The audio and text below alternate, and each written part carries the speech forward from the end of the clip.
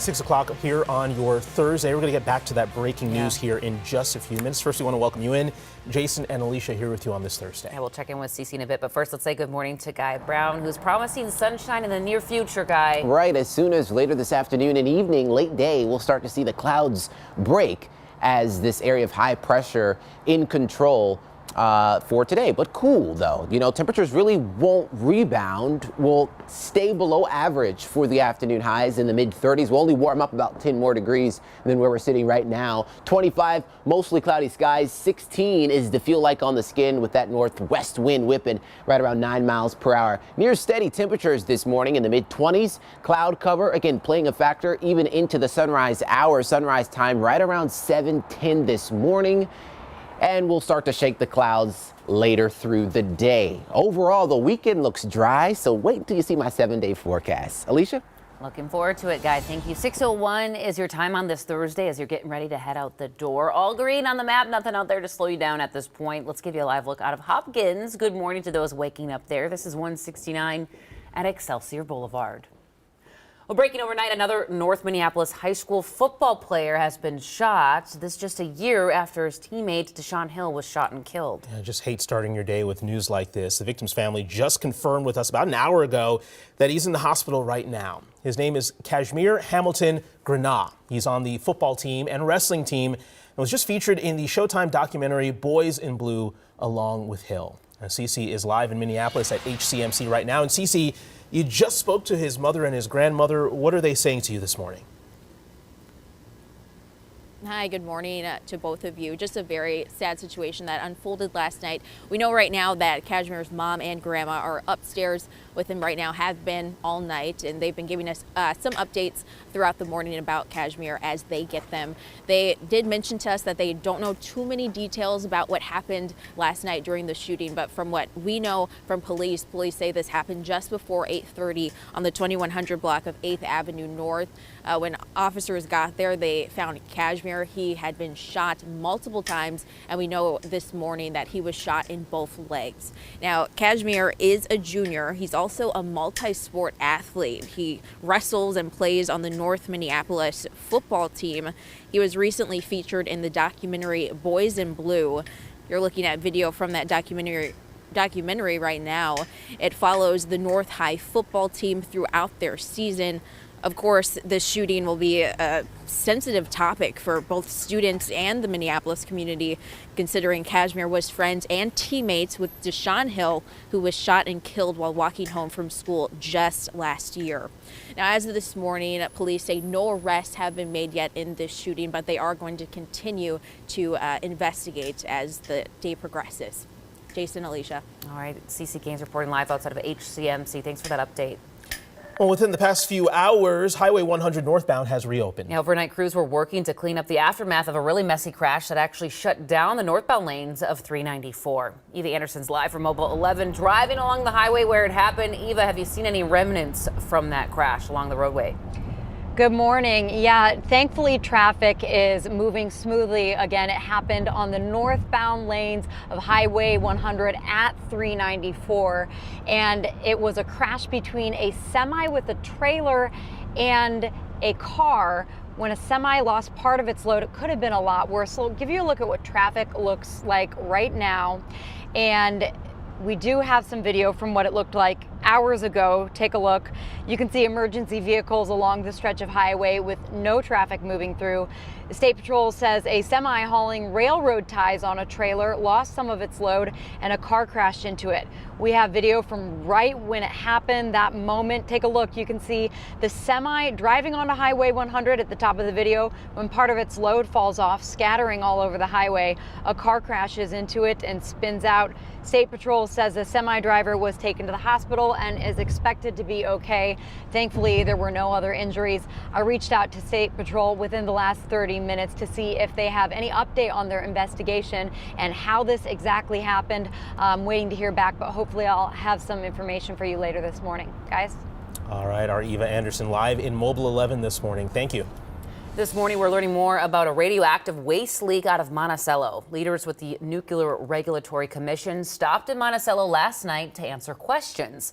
Back in November, officials say 400,000 gallons of radioactive material leaked into the ground from the plant, but the public wasn't notified until last week. Leaders with the NRC say the chemicals have been contained to the site, never reaching outside groundwater or drinking water. Residents we spoke with say they aren't too worried and are trusting the work of federal regulators. I would just like to make sure that as this progresses, that the term nuclear leak or radiation leak doesn't become a dog whistle to create havoc in the community. Xcel Energy says 30% of the radioactive chemical spill has been removed from the ground. The rest will be removed over the course of the next year. In just a few hours, St. Paul city workers will vote on a tentative contract agreement with the city and prevent a possible strike. These city employees include people who plow snow, fix potholes, and handle sewer and water. With their contract expired, 3 labor unions voted earlier this month to authorize a strike. Tuesday night, they reached a tentative deal with the city. If they approve the agreement today, a strike won't happen. For the 9th time in just over a year, the Federal Reserve is raising interest rates. Despite stress in the banking industry, the Fed announced a 0.25 percentage point increase yesterday as it continues to combat high inflation. Rates are now at their highest level since late 2007. And that's going to make it more expensive for things like seeking car loans or if you have a balance on your credit card. A train that runs between the Twin Cities and Duluth might be making a comeback. We're going to look into the new proposal at the state capitol. Good morning, I'm Danny Spiwa. For the first time in nearly 40 years, a passenger train between the Twin Cities and Duluth may be in the works again. This would be called the Northern Lights Express. It would run 152 miles from Minneapolis to downtown Duluth on existing freight tracks. Of course, the state legislature still needs to pass the funding this session and then would unlock federal dollars. The total cost would be more than $500 million. New video in this morning of a rare tornado just outside of Los Angeles. Look closely at your screen. You can see all of that debris there flying hundreds of feet in the air. Wild stuff. This is part of the latest system to strike that storm-battered state. Makalo Medina is in Montebello, California right now with the very latest. Certainly an unexpected weather event here in Southern California. Here in Montebello, that tornado touching down in largely this industrial area. You can see police have blocked off the street here. We're told much of that tornado caused damage to about 5 industrial buildings in this area, whipping up just a lot of metal and debris, causing some damage, mostly to cars and vehicles in this area. There's a local high school down the street there called Vail High School. About 500 kids were told to shelter in place once that tornado hit. Of course, many of them did not know it was a tornado. They simply thought it was a rainstorm.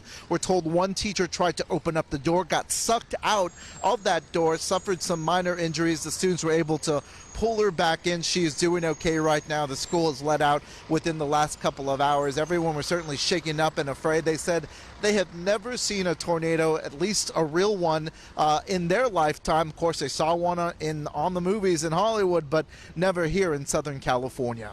In Montebello, I'm Makalo Medina. Now back to you. Yeah, usually something you see in the movies there. Man, crazy stuff. In just a few hours here back at home, we're going to get the final spring flooding outlook from the National Weather Service. The National Weather Service expects above normal chances for flooding on our rivers. And the big melt hasn't fully started yet, but Stillwater, they're not taking any chances out there. Sky 11 captured city workers putting out barriers and getting their flood prep workstations ready along the St. Croix. We're taking a live look from our Skycam now, and sun has been great to see here, Guy. Bring on more of it. Hopefully we're going to see more of that here today. Please. And I will do my best, right? I'm happy to report that more sun on the way later on this afternoon. Not so much this morning. Sunrise time at about an hour out right now. But again, we'll tap into most of our sunshine later on, at least. So expect a gradual clear up throughout the state, really. So not just for one specific area. No matter where you're watching from, later on should be sunny. And then tomorrow, sunshine widespread. So that will be nice. 25 right now. It feels like 18. A little chilly out here with northwest winds right around 5 to 10 miles per hour. Later today, slow clouds decrease. That's my wording for today. So a little bit of sunshine on the way, but more sunshine on the way tomorrow. The next 12 hours, a mix of clouds and sun through about 3 o'clock. Notice by 5, 6, clearing up nicely. Forecast high right around 36. Clear skies overnight, and with cooler temperatures on the way come tomorrow morning. Tomorrow morning is going to be a little cooler. I might have to bring out my winter coat for tomorrow morning. That's just me, but just get ready for some widespread single-digit lows and sub-zero wind chills. So yes, you heard that correctly, but that will be short-lived. Look at the forecast high tomorrow, 45, 46 on Sunday, or rather Saturday, Sunday 43, Monday, Tuesday, temperatures drop from the low 40s to upper 30s by Tuesday afternoon, and then warming back up on Wednesday. So we're just kind of up and down, up and down. So, you know, I'd rather take the roller coaster temperatures compared to the widespread snow and rain.